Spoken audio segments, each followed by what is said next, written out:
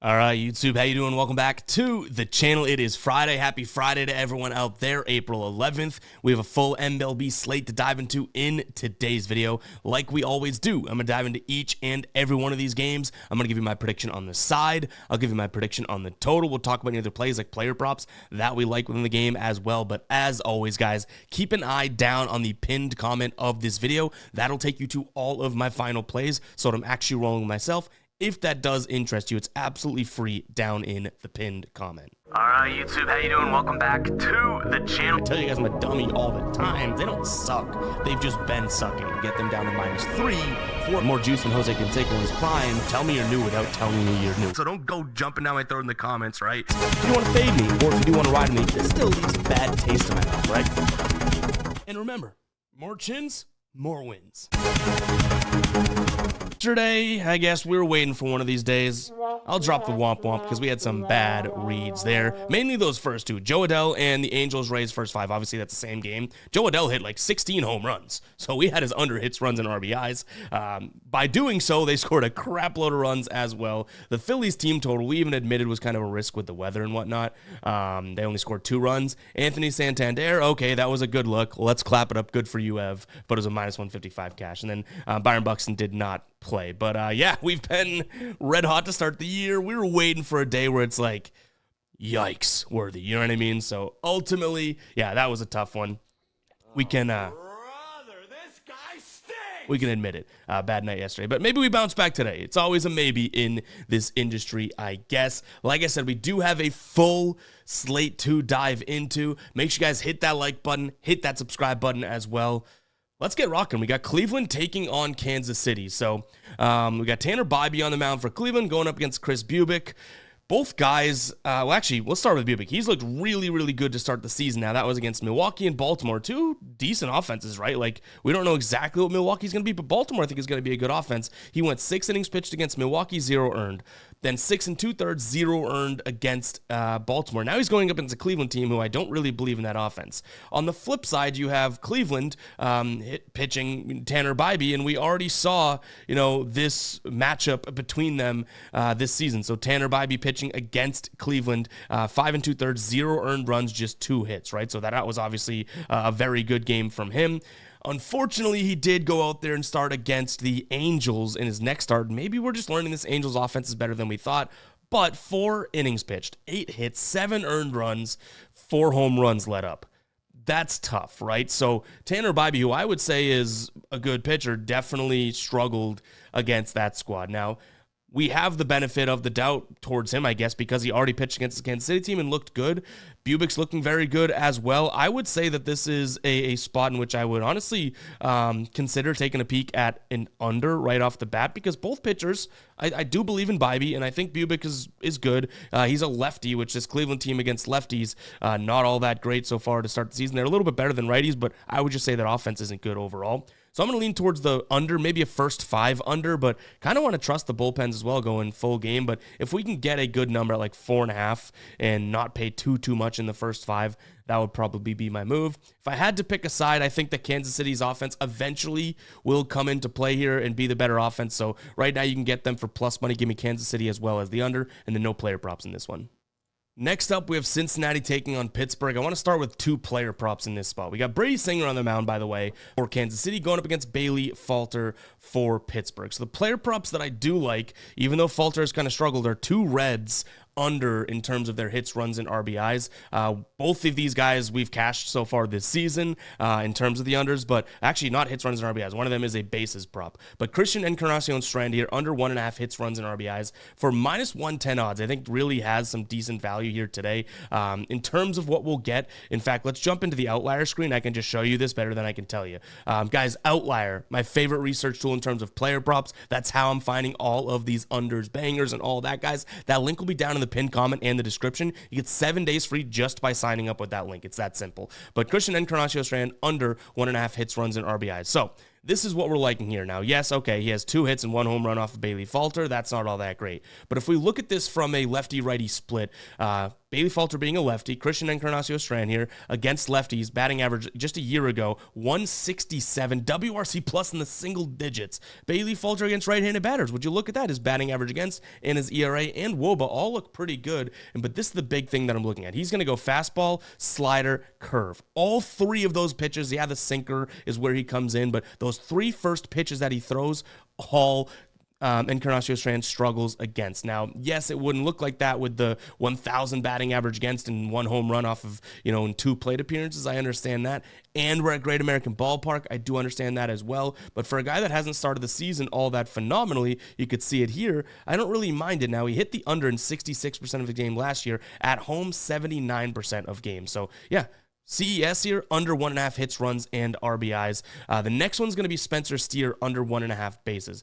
For similar reasons. The lefty-righty splits I really like. I don't love the fact that both of these guys have good numbers against Falter individually, so that scares me. The lefty-righty splits I'm trusting, and then same thing, fastball. The slider and the curve is where he actually does start to hit it, and then the sinker as well. But we're going to get fastball, slider. Slider, his WOBA goes up, but his K rate jumps from 23 to 27. I like that. And even the curve that, you could say he hits well. Look at the curve. Hanging it over the plate, obviously he's going to hit, but it looks like Falter likes to keep that tucked away inside. And then even with the, with the sinker here over the plate, but Falter likes to throw that up and away to batters. So yeah, Spencer Steer under 1.5 bases, as well as Christian Encarnacion-Strand under 1.5 hits, runs, and RBIs. 2 player props that we started with in this one. In terms of where I'd go from a game perspective, I think the Reds are in a better situation here now. Do I love their offense? No, I do think they're a little bit better than this Pittsburgh offense, but really putting a decent amount of trust in Brady Singer. I mean, he had a meh outing against Milwaukee, right? But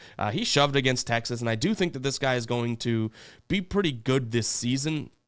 Overall, he's going to throw a ton of the sinker. He's going to throw a lot of sliders. Those are 2 pitches that this Pittsburgh team really, really struggles against. So give me them. I also don't mind the idea of, I guess I'd have to lean over in Great American Ballpark, but whether it's Cincinnati or those 2 player props, I'd prefer that over the total.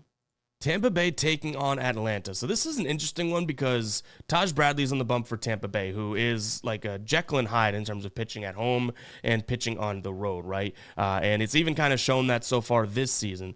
Bryce Elder's on the mound, and he really didn't look great in his first start, but it was against the Dodgers. And when we're this early in the year, it's really tough to peg some of these guys when they go up against a really good offense in terms of how good their pitching is going to be and all that, right? Elder, last time he pitched against his Tampa Bay team, he got shelled. Now, that was 2 years ago. Do we want to put, weight into that? Probably not. But Taj Bradley pitched at home like 2 years ago. I think it was the same series, not the same matchup, against this Braves team, and he got shelled. So I think what I look at in this one is a potential lean towards an over. I know it's at 9. I know that's a little bit high, but ultimately I don't think either one of these pitchers is in like the best of situations. Now you have Tampa Bay, who their offense has not looked all that great, and I guess Atlanta, maybe you can make the argument their offense is kind of coming around. Taking 2 of 3 against the Phillies is no easy feat. You know what I mean? And they got to Zach Wheeler. They should be able to get to Taj Bradley to some degree. So I'm going to lean over. Do I wish this was 8.5? Yes, I could see a 5-4 win for certain. But Taj Bradley's going to throw a lot of fastballs and cutters. Atlanta, not exactly the best team at hitting that, but once he mixes in the splitter and whatnot, I think we should be okay. And then Bryce Elder throws a lot of sinkers. Tampa Bay, not exactly good at hitting that. So yes, there are some concerns, I guess, on my end of like, we're really sure that, the offenses have the advantage here. But ultimately, based on our findings, even throwing in the small sample size of these 2 pitchers against the current roster, it looks like these guys should not be in the best pitching situation. So I guess we just cross our fingers and close our eyes and hope for a lot of runs in this one. In terms of a side, I do like the idea of Atlanta. Fading Taj Bradley at home doesn't seem like it's all that great, but Atlanta may be getting some momentum behind them, and the fact that we can get them at plus money, like they're still a really good team, right? Like what they did at the beginning of the year was more surprising than expected. So give me Atlanta for plus money here on the money line. I don't think we have any player props in this one either. Baltimore-Toronto, well, I think this is going to be a good series, and it was a pretty good series in that first run, about with these 2 teams. I don't necessarily want much to do with this game. I believe there's like a crazy chance of rain. It's under 50 degrees with 11-mile-an-hour winds. So yeah, I'm sitting here being like, I don't think this is a game that we really want to invest in. Tomoyuki Sugano on the mound for the Orioles, going up against Bowden Francis. I don't know how these guys pitch just historically at all, obviously with Sugano too, in terms of pitching in bad weather. So yeah, like I said, this is probably a smart stay away game for me. I know that Bowden Francis is going to just pump fastball, which isn't the worst look because this Baltimore team has kind of struggled to hit fastballs to start the season. You're going to get a ton of pitches from Sugano. And Toronto's offense, I mean, I guess you can say that they've started to look decent, right? They only had, 2 of the games against the Red Sox, they scored a lot of runs, and the other 2, they had some timely hits and timely runs. So Baltimore's offense, I expect to come along, but I don't know if I like them at minus 130 in this weather. So I hate to say this is probably a pass, but I would lean towards an under if anything, because I'm not exactly sure what to get out of these pitchers, but I know that this is going to be bad weather, right? So offense normally doesn't go off in rainy, cold conditions. So for that reason, I'm out, but I'm going to lean towards an under. I do think that there is some potential for some player prop unders in this one.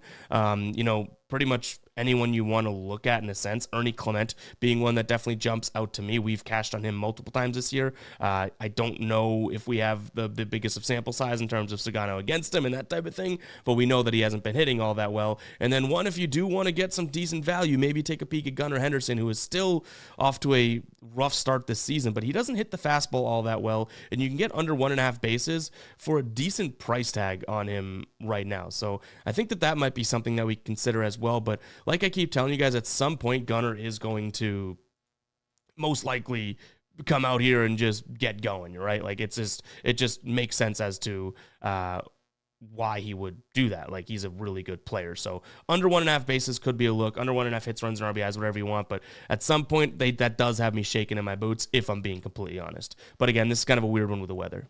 Yankees taking on San Francisco. We got Stroman on the mound for the Yankees, which at any given moment can be a big yikes type of spot. Going up against Robbie Ray for San Fran. Robbie Ray has not looked bad to start the season. Stroman has, which, Stroman, I used to win, especially Toronto Stroman, I guess, I used to think was really, really good. And man, oh man, is he just fallen off, right? Which is tough because, like I said, I did like watching him prior to. Robbie Ray, obviously, in terms of his pitch mix, I shouldn't say obviously, let me just say, but he's going to hum fastball, decent slider as well. The Yankees, I think, are in a decent spot to match up against that. They hit the fastball well. They're not all that terrible against the slider. I mean, you have guys like Volpe, Chisholm, I think Goldschmidt hits the slider as well. So some of these guys that are at the top of the lineup do hit the fastball pretty well. So I do think the Yankees can put up a decent number today. I believe we're going to have some weather there as well, which is wind blowing in with really cold and 60% rain. So another thing to kind of keep in mind that, like, yeah, we want the Yankees to score some runs, but that's some really, really bad weather.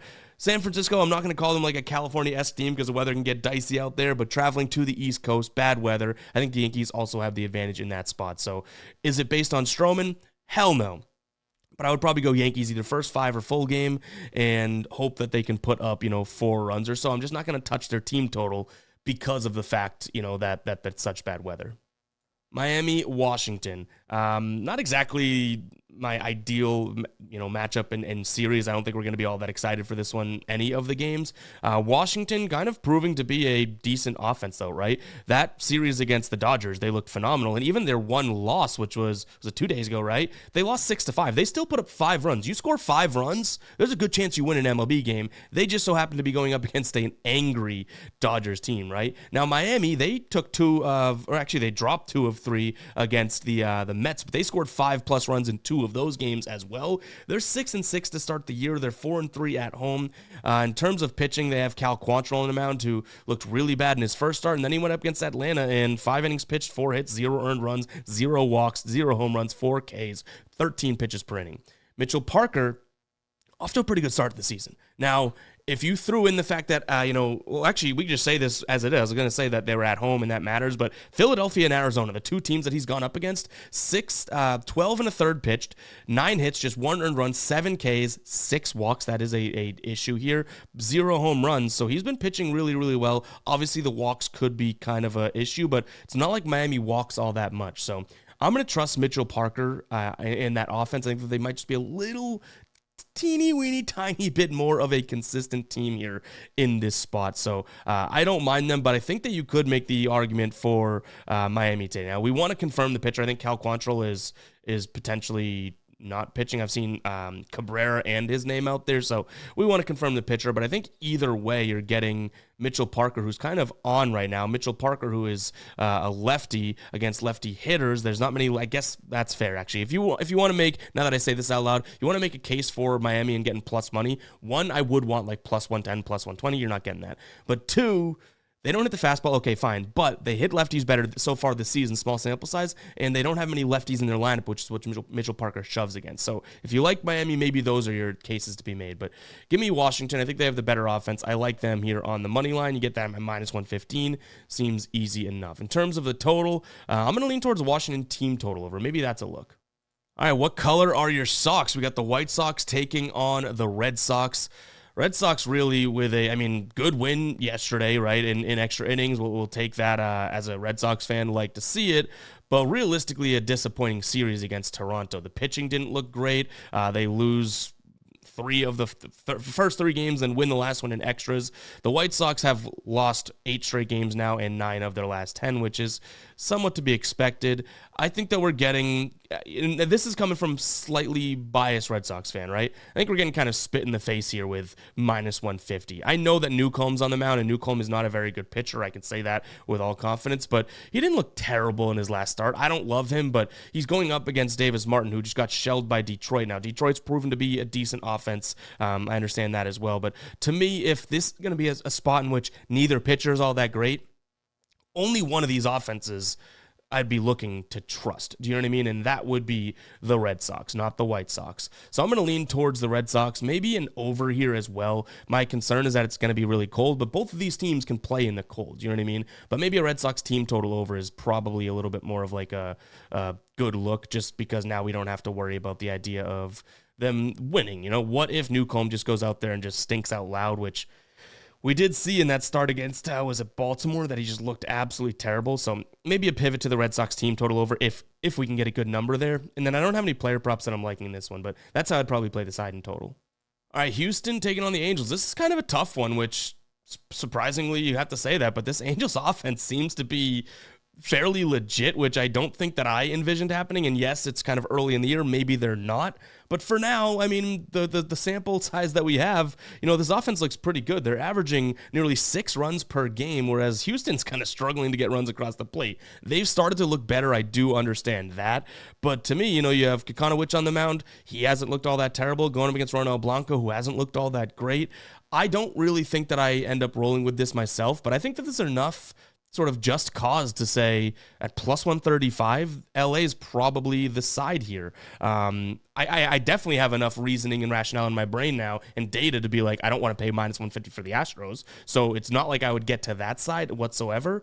But is it crazy to think that this could be an Angel spot for that price tag? I mean, even Blanco in his career against the current guys on the roster, 33 plate appearances against a smallish sample size, but just 21% K rate. That's not bad. But compared to a 12.1% walk rate, not all that great. Average against of 345, a WOBA of 421, and expected slugging of 580. That don't scream too great, buddy. So, yeah, I'm sure at some point this Astros team figures it out, and maybe they do start to go on a little bit of a streak. But if you were to tell me that the Angels would be 8-4 and the Astros 5-7 to start the season, I'd call you crazy. But that is the case. They're scoring a lot of runs. Give me the over in this one. Angels team total over, and or mix in the Angels money line. Is it even worthy of the psycho alert alarm? I don't know. I mean, it seems like they're the better team right now. So, yeah, we'll see if we get there ourselves. I just know that I don't love the Houston price.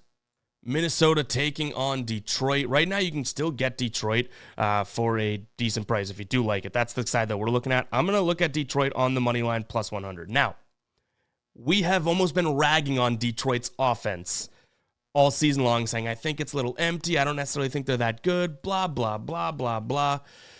One, I don't think the Twins offense is good, but two, if I make this a final play and end up rolling with Detroit, you know for damn sure I am the person that ends up jinxing this, right? They're averaging 5 runs per game compared to just the Twins' 3.3 runs per game in terms of runs for, and they're averaging way less in terms of runs against than the Twins are averaging. This Twins team looking a little shaky. On the mound, we have David Festa going up against Reese Olson. David Festa, nothing going so far this season in terms of starts for him. Reese Olson, 1-1 with a 5.06 ERA. Hasn't looked all that great, but one of those starts was against the Dodgers, 4 let up through 4 2/3.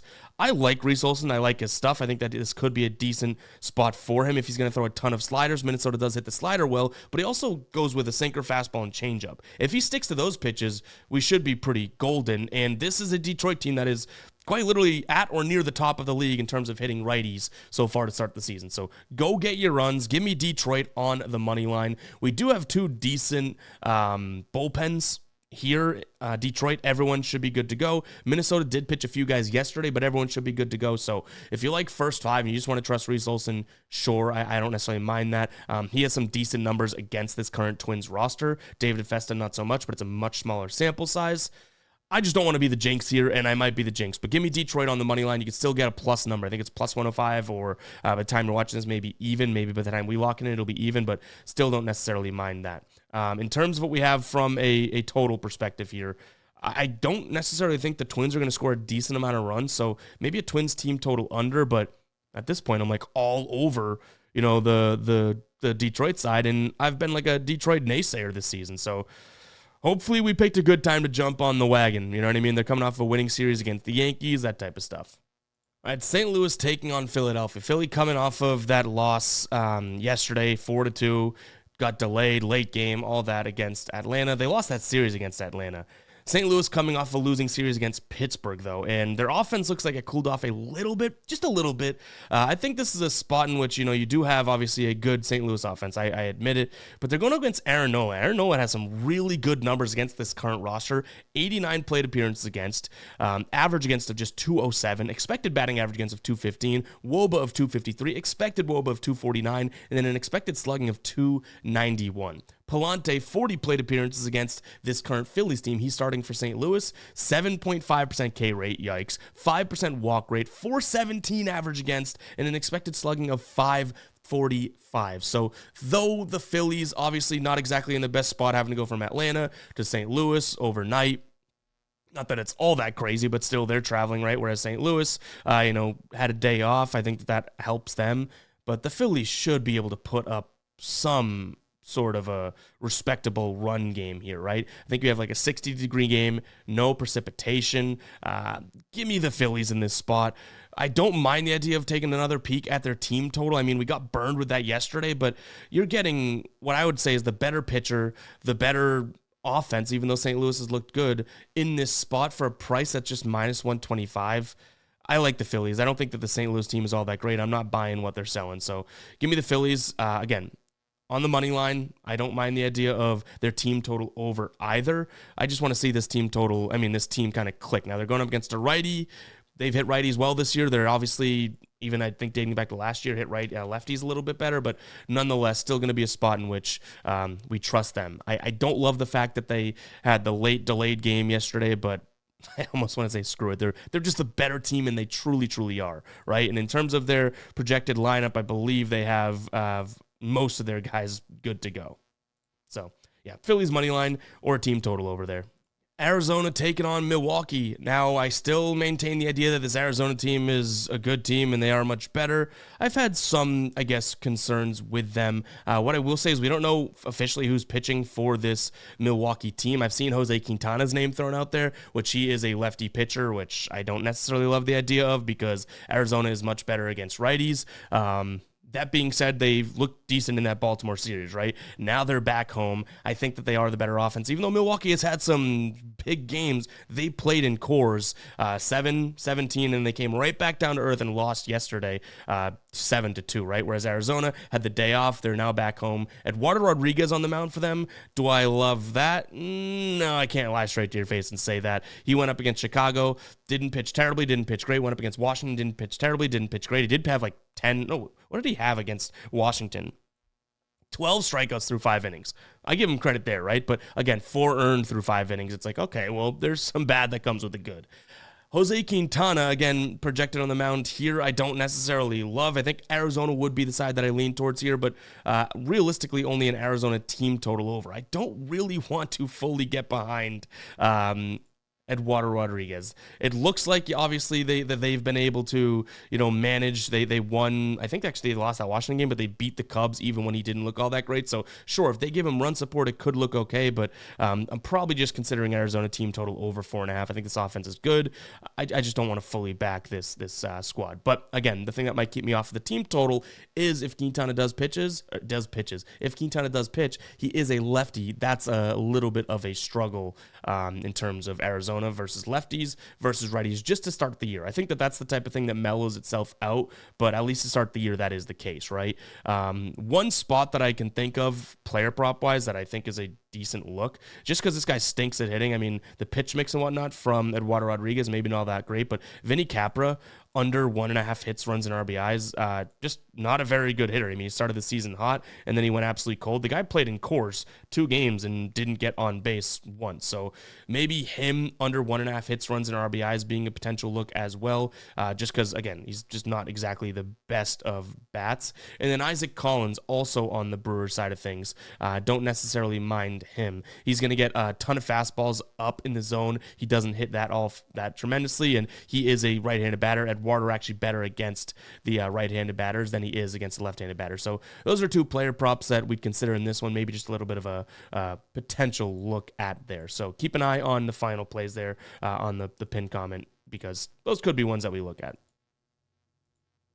San Diego, Colorado, we can breeze through this one. San Diego, the better team, the better offense, going up against Armand Marquez.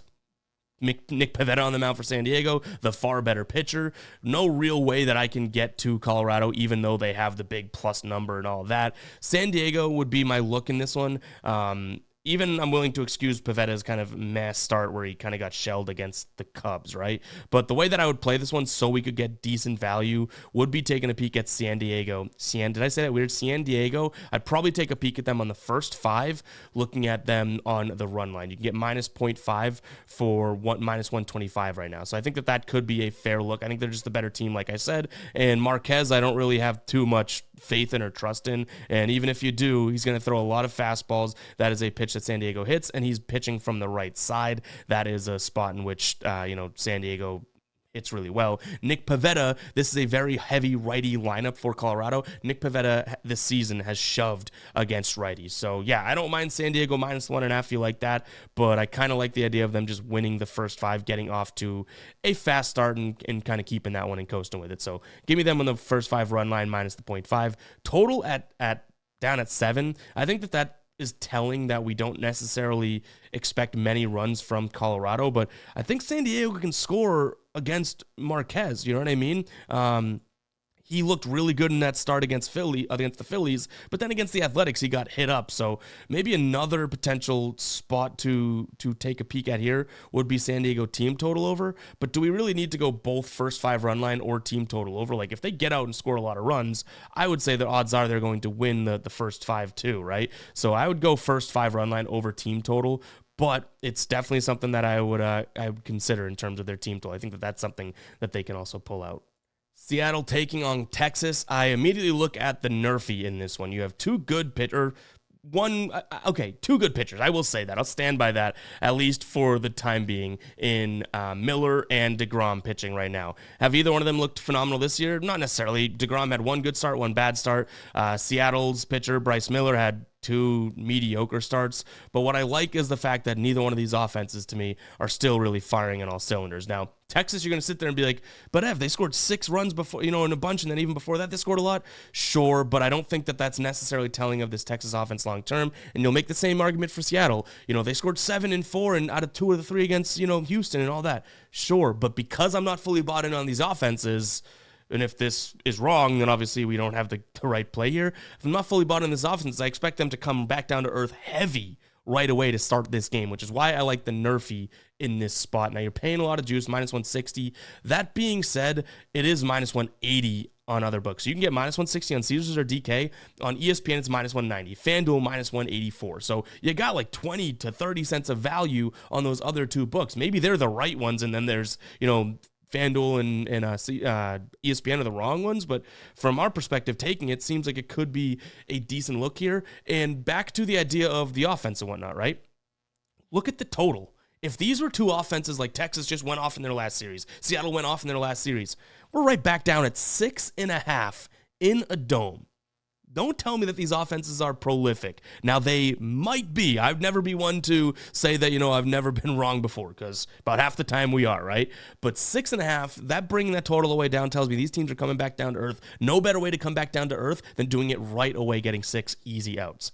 Famous last words, right? So give me the Nerfy in this one. I would also probably say that Jacob deGrom's going to be the side that I back here. Not that I don't like Miller, but in terms of him against this current Texas roster, not all that tremendous. 62 plate appearances against, 315 average against, a WOBA of above 400, expected slugging 634. So I think I'm going to trust deGrom over him. But yeah, I'd go... Almost want to still say under, but I think the way I play that is just getting the Nerfy out there, as well as I would say, Texas on the money line. I considered, honestly, a first 5 under in this one as well. The number you can get, let me make sure that we have the updated line there, because the total's at 6.5, right?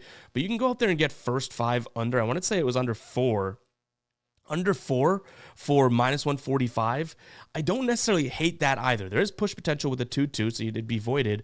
But, that is 20 cents on the minus 160 that we paid. So maybe there's a little bit of value in that one as well. You know what I mean? So I wouldn't never sit here and be like, I don't like that, because that was one that I bounced back and forth. So I figured I'd share that as well. But I think the Nerfy is still going to be something that we end up rolling with. Player prop, we do have one, and it's just because I like the trend here. Now this guy hits righties better, so I guess that's fair. But Jock Peterson, I don't mind his under 1.5 hits, runs, and RBIs. The juice is a little bit too much worth the squeeze. Minus 160, I don't love it enough to pay that juice, but if you could fit that into your plays for today, I think that could be a decent look. Athletics taking on the Mets. On the bump for the A's going to be J.P. Sears. Griffin Canning gets the go for this Mets team. Mets are really kind of confusing to me, right? They went 10 runs against Miami, then they scored 0. They did take 2 of 3. They're 8-4 on the season, but it's kind of like a sneaky 8-4, right? Not many teams average 3.5 runs per game and are 8-4, but their runs against are at 2.6. So yeah, they've been kind of doing their job from that perspective. The thing that this probably ends up being the make or break for me would be the fact that I don't like J.P. Sears all that much. I mean, Griffin Canning's looked okay to start the year, but J.P. Sears, to me, he went up against Seattle and Colorado. His numbers look okay, but this is by far and away the best offense that he's seen so far. He is a lefty. The Mets have been good against lefties to start the year, but guys like Lindor, Vientos, Marte, like some of these guys who could be good and could be beneficial to this team have not really started off hot against lefties, so that is worth keeping in mind. This total's at 10. I almost want to say under, but at some point, the Mets offense, again, only 3.5 runs scored for this year per game. Like, that seems really low for how good this team is in a sense. So it's a little worrisome for me to sit here and be like, yeah, I like the idea of an under when we have a matchup like this where J.P. Sears doesn't even have the best of numbers against this Mets team either. 281 average against. It's only in a 33 at-bat sample size. But yeah, all this to say I like the Mets in this spot. Just can't really seem to get to the A's, even though the A's kind of undeniably are playing better baseball than I think I thought they were going to play. They're still not playing good baseball, but I really didn't think this team would compete, and them even taking one, scoring double digits against San Diego looked decent to me. So yeah, I guess that's impressive. I'll lean towards the under in the Mets. Dodgers, Cubs. We'll sound the cycle or alarm right away. There's a part of me that thinks that this could be a Cubs final play. Dodgers, like I've been saying, and it's not, it's still early in the year, but like I've been saying, they struggle against the lefties. Matthew Boyd really good against, Matthew Boyd is a lefty, and he's really good against right-handed hitting. So you're going to get, Betts, Edman, Hernandez, Will Smith, like everyone in that lineup except Shohei, all righties. So this could be a sneaky spot to play the Cubs. Now, would we wuss out and maybe look at the Cubs, plus 1.5, kind of keeping this game with 1 run? Maybe that could be the move. But again, I don't fully trust this Dodgers team against left-handed pitching. And Matthew Boyd, specifically the left-hander, really good against righties. This Dodgers team has a ton of righties in the lineup. Flip it over to the other side. You do have Yoshinobu Yamamoto on the bump, and he's a very, very good pitcher. And we did obviously see him pitch when they played in Japan there, and he looked okay. 10 strikeouts through 5 innings pitched, just 2 earned runs. Then he pitched really good and really well against the Philadelphia Phillies. So obviously this is a guy that is a stud pitcher, right? And Chicago's offense has been very, very good, so I do think that they can potentially get to him. In terms of a pitch mix, you're going to get the splitter, the fastball. Chicago hits all that fairly well. So I think this could be a spot for a Chicago look. And again, plus 165, plus 1.5 for minus 122. Those are the numbers that we're taking a peek at. I won't deny that this is a better Dodgers bullpen, so maybe first 5 could be the move as well. But I feel like if we're looking at plus 1.5 or something like that, maybe we just want, as many innings as possible. So yeah, call me crazy. I'll sound the psycho alert alarm again, but a potential fade of the Dodgers here backing Matthew Boyd, which could get very, very scary, but he doesn't even have the worst numbers. 50 against this Dodgers roster, 54 plate appearances against, 184 average against, an expected WOBA of 314, real WOBA of 240.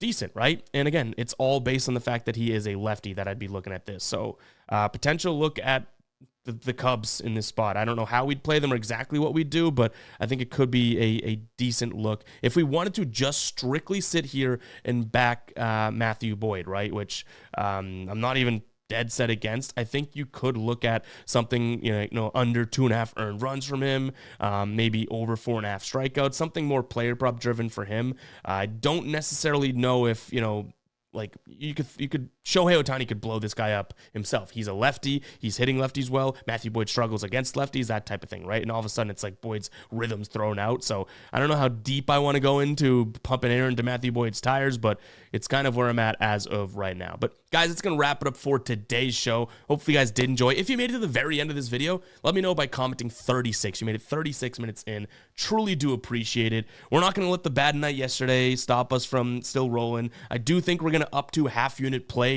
starting either today or tomorrow because we're starting to get some data in. So that'll be very, very exciting. Hopefully we don't hit a cold streak doing that because then I'll definitely be kicking myself. But yeah, let me know by commenting 36 that you made it this far in the video. Really do appreciate it. I'll catch you guys in the next one, all right? Peace out.